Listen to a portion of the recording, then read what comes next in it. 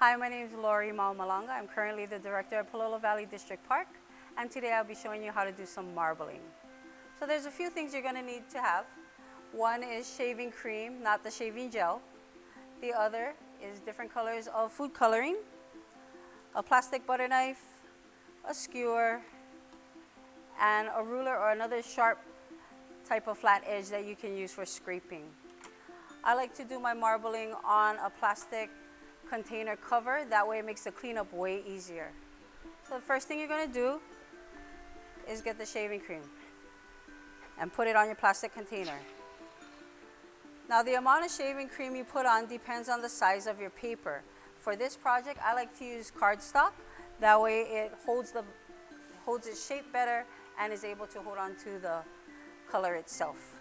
So once I got the shaving cream on there, all you're going to do is spread it out, sort of like frosting a cake. You try to get it as flat as possible just so that when you're working with the colors, it'll be evenly distributed.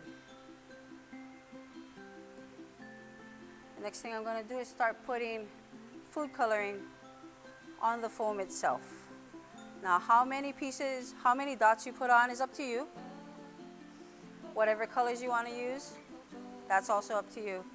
I've done this with various colors, sometimes even focusing on, say, school colors if you're doing this for graduation cards, gifts, Christmas time, red and green.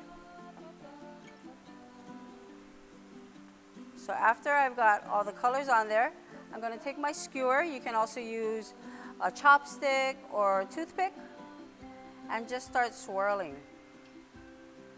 Now depending on how much swirl you want is going to determine how long you're going to actually be working on this. If you use a chopstick, it'll start pushing it around quicker. However, you want to make sure not to lift the skewer off of the plastic container, because if you start doing that, then it might start to lift the foam and cover up the color itself. Okay, so say that's good right there. Next thing I'm going to do is take my cardstock. You place it gently on top and evenly push down on the paper. Now after a short period of time, you'll start to see the color actually soaking through. That's when you know it's almost ready. Okay. So I'm going to go ahead and take this off. And then you're going to go ahead and scrape off the shaving cream. And there you go. What you'll need to do is put that on the side, let it dry.